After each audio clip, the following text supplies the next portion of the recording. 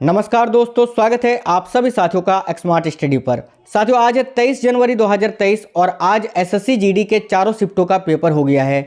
इस वीडियो में पहले शिफ्ट, दूसरे शिफ्ट, तीसरे शिफ्ट और चौथे शिफ्ट में पूछे गए सारे क्वेश्चंस को देखेंगे, जितने क्वेश्चन मुझे मिल पाए हैं। तो आज इस वीडियो को आप लोग कंप्लीट देखिएगा। जिनका पेपर हो गया है वो अपना अपना मिला लेना, और जिनका पेपर साथियों नहीं हुआ है उनके लिए तो बहुत ही इंपॉर्टेंट वीडियो है, क्योंकि एसएससी जीडी में प्रतिदिन हर एक शिफ्ट में क्वेश्चंस रिपीट हो रहे हैं। तो आज इस वीडियो को अंत तक जरूर देखना। सभी साथियों से रिक्वेस्ट है, एक लाइक अपना जरूर कर दीजिए, क्योंकि आप लाइक करते हैं वीडियो को तो उससे हमें मोटिवेशन मिलती है।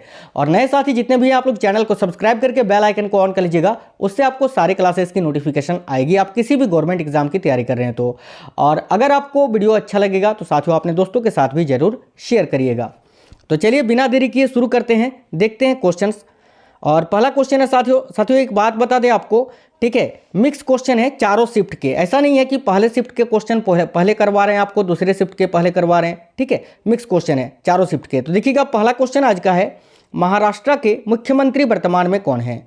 तो देखिए, महाराष्ट्र के मुख्यमंत्री वर्तमान में कौन है, तो आपको याद रखना है एकनाथ शिंदे। 2022 में ही ये जो है महाराष्ट्र के मुख्यमंत्री बने थे, याद रखिएगा, एकनाथ शिंदे। आज ये क्वेश्चन आया था।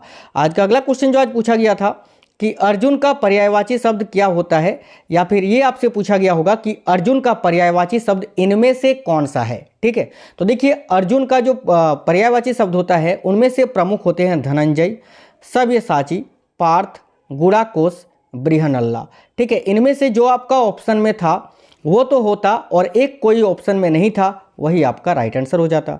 आज का अगला क्वेश्चन पूछा गया था, शिमगो महोत्सव किस राज्य में आयोजित होता है। तो साथियों आपको बता दें, ये शिमगो महोत्सव जो है ये गोवा राज्य में आयोजित होता है। किस राज्य में? गोवा में। ये क्वेश्चन पूछा गया था। अगला क्वेश्चन जो पूछा गया था, शुंग वंश का संस्थापक कौन था। तो साथियों देखिएगा, शुंग वंश का संस्थापक था पुष्यमित्र शुंग। अगला क्वेश्चन जो पूछा गया था साथियों देखिएगा, अनुच्छेद 21 का संबंध किससे है। तो देखिए, आर्टिकल 21 ये किससे संबंधित है, तो आपको याद रखना है साथियों, निजता का अधिकार से। किससे? निजता का अधिकार। अगला क्वेश्चन जो पूछा गया था कि राज्य की कार्यपालिका शक्ति राज्यपाल में निहित होगी, इसका प्रावधान किस अनुच्छेद में है। वेरी याद रखना है साथियों, वेरी इंपॉर्टेंट क्वेश्चन है। राज्य की कार्यपालिका शक्ति राज्यपाल में निहित होगी, इसका प्रावधान किस अनुच्छेद में है, तो अनुच्छेद 155 में। अगला क्वेश्चन जो पूछा गया था, परमाणु के नाभिक तक की दूरी को क्या कहा जाता है। तो देखिएगा, परमाणु से नाभिक तक की दूरी को क्या कहा जाता है, आपको याद रखना था साथियों, परमाणु त्रिज्या। ये आपका राइट आंसर हो जाता। आप सभी को याद रखना है, क्वेश्चन जरूर रिपीट हो सकता है, इंपॉर्टेंट क्वेश्चन है। आज जो अगला क्वेश्चन पूछा गया था देखिएगा, वेरी इंपॉर्टेंट है, नवंबर 2022 के बिहार उपचुनाव के गोपालगंज विधानसभा क्षेत्र से किसने जीत दर्ज की थी। बहुत ही इंपॉर्टेंट क्वेश्चन एक पूछ लिया गया था, डीप क्वेश्चन। तो याद रखिएगा साथियों, नवंबर 2022 में जो बिहार में उपचुनाव हुआ था उसमें गोपालगंज विधानसभा क्षेत्र से कुसुम देवी ने जीत दर्ज की थी बीजेपी से। याद रखना, किसने? कुसुम देवी ने। अगला क्वेश्चन जो पूछा गया था, नाट्य शास्त्र के रचयिता कौन है। तो साथियों देखिएगा, नाट्य शास्त्र के रचयिता कौन थे, तो आपको याद रखना था भरत मुनि। ये आपका राइट आंसर हो जाता, भरत मुनि। अगला क्वेश्चन जो पूछा गया आज, विश्व का सबसे लंबा लिखित संविधान किस देश का है। तो साथियों देखिएगा, विश्व का सबसे लंबा लिखित संविधान जो है वो भारत का है। याद रखिएगा, भारत का। अगला क्वेश्चन है, 2011 की जनगणना के अनुसार सबसे कम जनसंख्या घनत्व वाला राज्य कौन सा था। देखिए, 2011 में जो जनगणना हुई थी उसका क्रमांक है 15वीं जनगणना हुई थी। आपको इस क्वेश्चन में पूछ लिया गया था आज कि 2011 की जनगणना के अनुसार सबसे कम जनसंख्या घनत्व वाला राज्य कौन सा था। तो आपको याद रखना है अरुणाचल प्रदेश, ठीक है। और सबसे कम जनसंख्या वाला राज्य कौन सा है, तो आपको याद रखना है सिक्किम, ठीक है। अगला क्वेश्चन जो पूछा गया है कि देखिए, कबड्डी में कोर्ट की लंबाई कितनी होती है। तो साथियों, कबड्डी में जो कोर्ट होता है उसकी लंबाई होती है 13 मीटर। याद रखना, 13 मीटर या तो 43 फीट, आपको याद रखना है। आज का अगला क्वेश्चन पूछा गया था, वेम्पत्ति। देखिए, वेम्पत्ति चिन्ना सत्यम किस शास्त्रीय नृत्य के नर्तक हैं। तो आपको याद रखना है साथियों, वेम्पत्ति चिन्ना सत्यम जो है ये कुचिपुड़ी शास्त्रीय नृत्य के नर्तक हैं। और ये कुचिपुड़ी जो है किस राज्य का शास्त्रीय नृत्य है, तो आपको याद रखना है आंध्र प्रदेश का, ठीक है। अगला क्वेश्चन जो आज पूछा गया है, टोक्यो ओलंपिक 2020 में मीराबाई चानू ने कौन सा मेडल जीता था। तो देखिए, टोक्यो ओलंपिक 2020, जिसका आयोजन 2021 में किया गया था टोक्यो में। तो याद रखिएगा, इसमें मीराबाई चानू ने रजत पदक जीता था। ठीक है, आपको याद रखना है। अगर आपसे पूछे गोल्ड मेडल किसने जीता था, तो आपको याद रखना है नीरज चोपड़ा ने। नेक्स्ट क्वेश्चन जो आज पूछा गया साथियों, कौन सी फसल है जो उत्तर भारत में खरीफ और दक्षिण भारत में रबी फसल मानी जाती है? बहुत ही इंपॉर्टेंट क्वेश्चन पूछा गया है, देखिएगा। तो आपको याद रखना था तिल। देखिए, तिल एक ऐसा फसल है जिसको उत्तर भारत में खरीफ फसल माना जाता है और दक्षिण भारत में रबी फसल। ठीक है, अगला क्वेश्चन है साथियों, अनुच्छेद 166 किससे संबंधित है? तो देखिए, आर्टिकल 166 ये किससे संबंधित है? तो याद रखना है राज्य की सरकार के कार्य का संचालन से। अगला क्वेश्चन जो पूछा गया है, गुरु का विलोम शब्द क्या होता है? तो देखिए, गुरु का विलोम शब्द होता है साथियों शिष्य या लघु। जो आपका ऑप्शन में था वो आपका राइट आंसर हो जाता। साथियों, आपको एक बात बता दें, चैनल के अंदर विलोम शब्द, पर्यायवाची शब्द, प्रमुख मुहावरे के बहुत सारे वीडियोस मैंने अपलोड कर दिए हैं, आप लोग देख लेना। बहुत ही इंपॉर्टेंट, एक ही वीडियो में 120 क्वेश्चन है विलोम शब्द का। इसके अलावा मुहावरा का 50 क्वेश्चन का एक वीडियो प्रोवाइड कराए थे आपको। आज एक मुहावरा का फिर से नया वीडियो प्रोवाइड कराए हैं जिसमें पूरे 100 क्वेश्चन है, तो देख लीजिएगा। पर्यायवाची शब्द का भी महत्वपूर्ण जो एक्सपेक्टेड क्वेश्चन आपसे पूछे जा सकते हैं उनका भी वीडियो मैंने प्रोवाइड करा दिया है। आप लोग सभी साथी चैनल के अंदर जाकर देख लीजिए। देखिएगा, अगला क्वेश्चन जो पूछा गया है, लकीर का फकीर होना मुहावरे का अर्थ क्या होता है?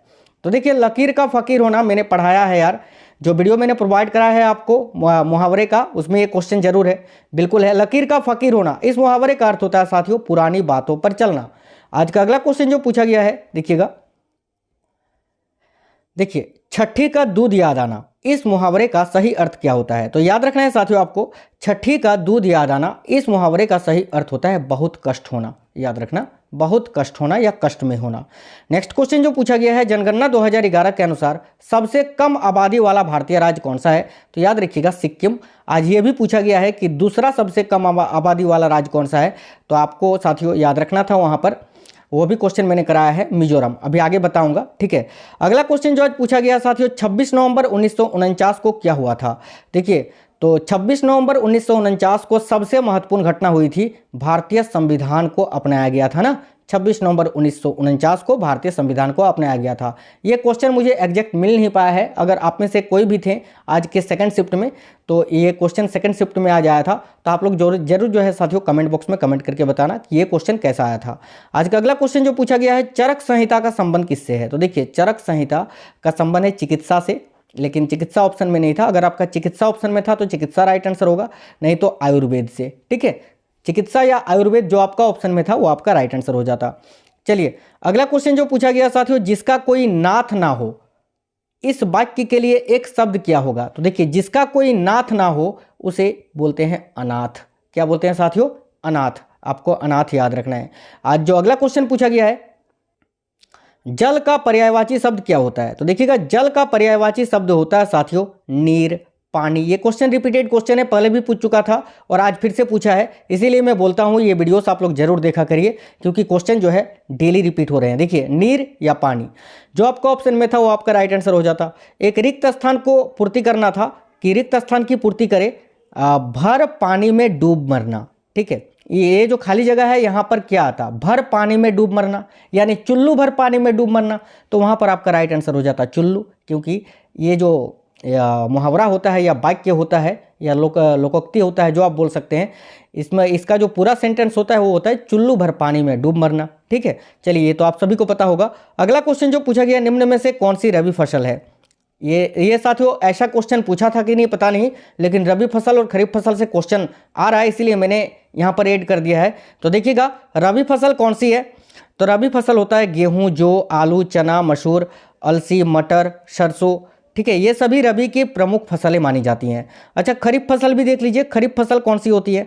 तो देखिए, खरीफ की जो प्रमुख फसल होती है वो होती है चावल, ज्वार, बाजरा, मक्का, कपास, मूंगफली, जूट, गन्ना, हल्दी, उड़द आदि। ये सभी जो है खरीफ की प्रमुख फसल होती हैं। तो देख लीजिएगा, याद कर लीजिएगा ये सब, क्योंकि साथियों क्वेश्चन पूछ रहा है और आपसे जो आने वाले दिनों में इससे क्वेश्चन जरूर पूछेगा, तो आप आराम से आंसर कर सकोगे। देखिएगा, 2020 के बिहार विधानसभा चुनाव में किस दल को सर्वाधिक वोट प्राप्त हुए थे? तो याद रखना बीजेपी को।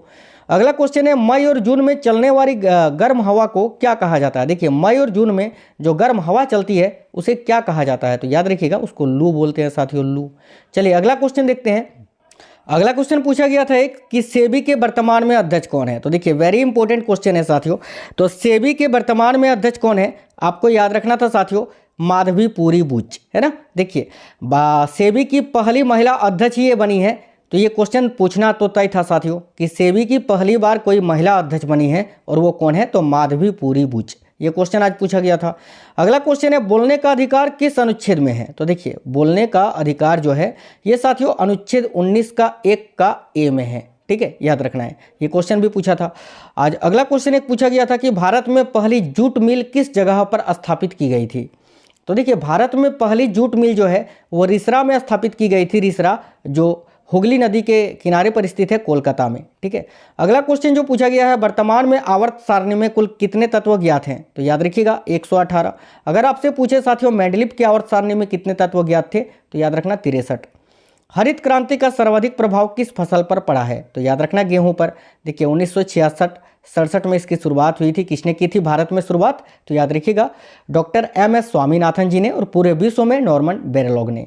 अगला क्वेश्चन पूछा गया था कबड्डी के एक टीम में कितने खिलाड़ी होते हैं। तो याद रखना 7 खिलाड़ी होते हैं। अगला क्वेश्चन जो पूछा गया था साथियों भारत के नए रक्षा मंत्री कौन है। ये क्वेश्चन मुझे सही से मिल नहीं पाया है। अगर आपसे ये पूछा था कि भारत के नए रक्षा मंत्री कौन है, तो वर्तमान में राजनाथ सिंह जी हैं, ये आप सभी को पता होगा। अगला क्वेश्चन पूछा गया था साथियों किस राज्य की समुद्री सीमा सबसे छोटी है। तो देखिए किस राज्य की समुद्री सीमा सबसे छोटी है, तो याद रखना गोवा की। और आपको यह भी याद रखना है किस राज्य की सबसे बड़ी है। तो साथियों सबसे लंबी समुद्री सीमा है गुजरात राज्य की, ठीक है। ये सब क्वेश्चन मैंने एक्सपेक्टेड क्वेश्चन में कराया है यार, चैनल के अंदर आपको मिल जाएंगे, आप लोग देख लिया करिए। देखिए सोना या स्वर्ण का पर्यायवाची शब्द इनमें से कौन सा नहीं है, ऐसा पूछा गया था। तो देखिए सोना का प्रमुख पर्यायवाची शब्द होता है कनक, स्वर्ण, हेन, कारक, जातरूप आदि। इनमें से जो आपका ऑप्शन में था वो तो आपका ठीक था, लेकिन जो नहीं था इनमें से वो आपका राइट आंसर हो जाता, क्योंकि पूछा था सोना का पर्यायवाची शब्द इनमें से कौन सा नहीं है। तो साथियों पर्यायवाची शब्द का वीडियो मैंने करा दिया है, आप लोग देख लेना। देखिए सुगंध का विलोम शब्द क्या होता है। तो साथियों सुगंध का विलोम शब्द होता है दुर्गंध। अगला क्वेश्चन जो पूछा गया है इंद्र का पर्यायवाची शब्द क्या होता है।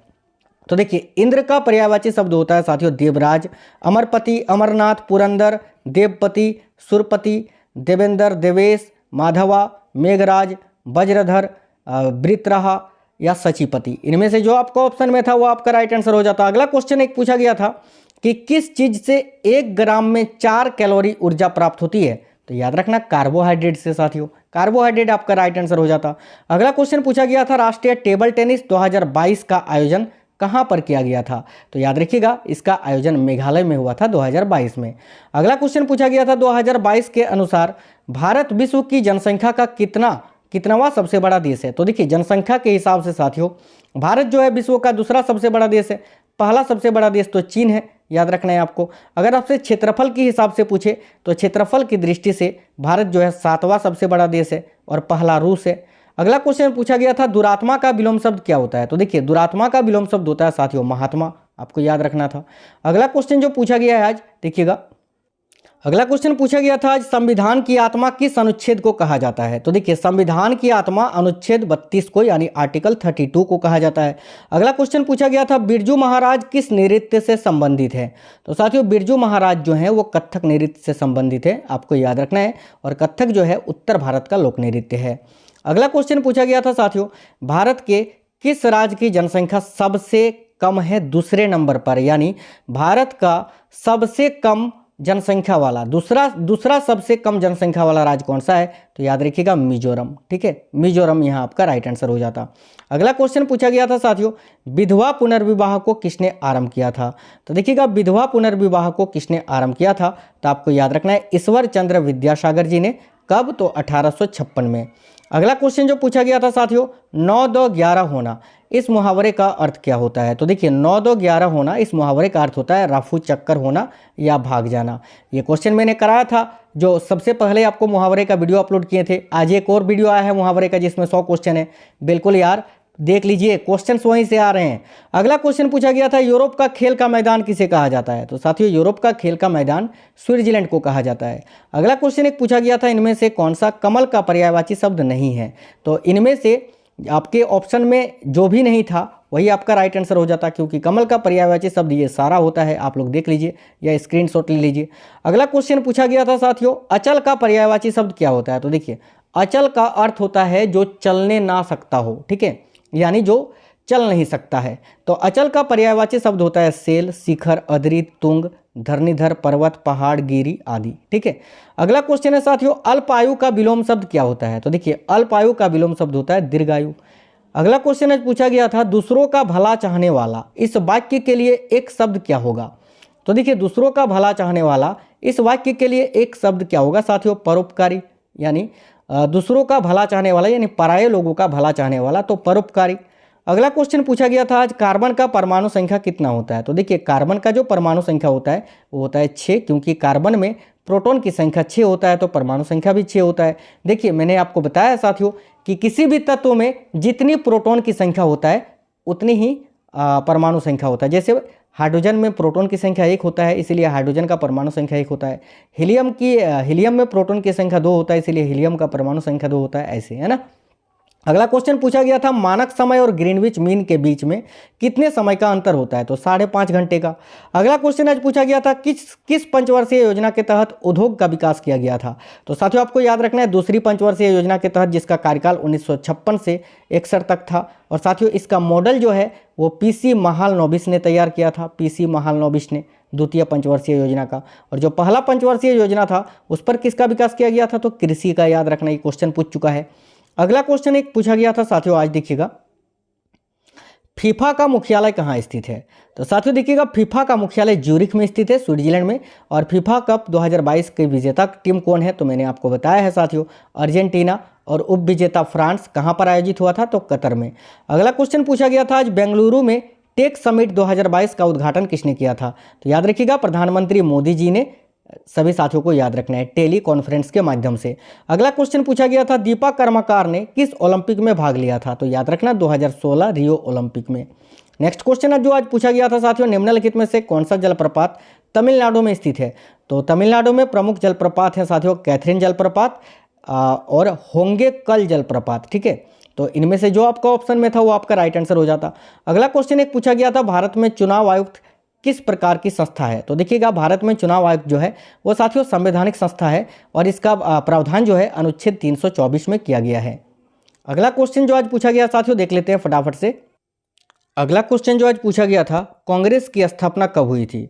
तो साथियों, कांग्रेस की स्थापना जो है वो 28 दिसंबर 1885 को हुई थी। किसने की थी? तो A.O. ह्यूम ने। याद रखना। अगला क्वेश्चन जो आज पूछा गया साथियों, ये क्वेश्चन जो है साथियों अभी आज के 23 जनवरी के चौथे शिफ्ट में पूछे गए थे। तो देखिएगा, राष्ट्रपति के कार्यकाल और महाभियोग से संबंधित अनुच्छेद कौन सा है? तो साथियों, राष्ट्रपति के कार्यकाल से लेकर महाभियोग तक का जो उनसे संबंधित अनुच्छेद है वो है अनुच्छेद 52 से 61, और इसी प्रकार का ऑप्शन भी दिया हुआ था, तो यही आपका राइट आंसर हो जाता, 52 से 61।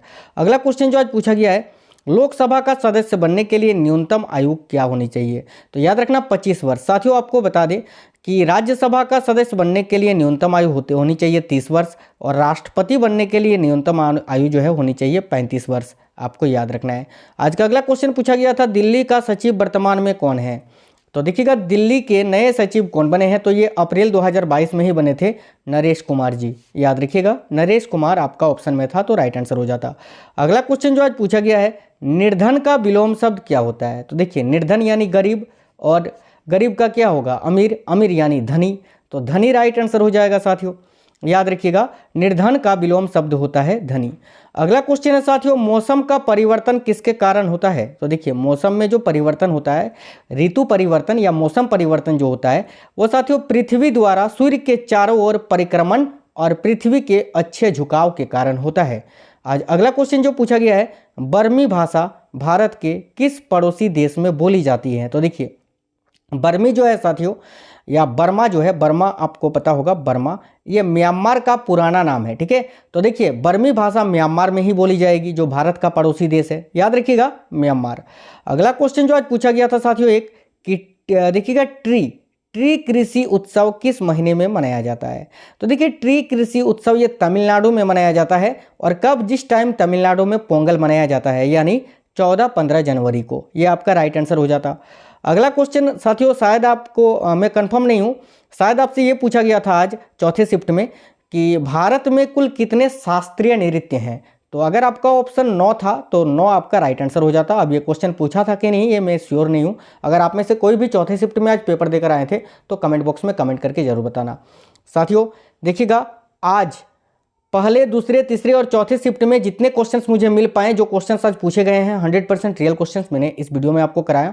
साथियों आपको बता दें कि 10 तारीख से लेकर अभी तक जितने क्वेश्चंस पूछे गए हैं एसएससी जीडी में मैंने सारा करा दिया है। चैनल के अंदर आपको वीडियोस मिल जाएंगी, देख लेना।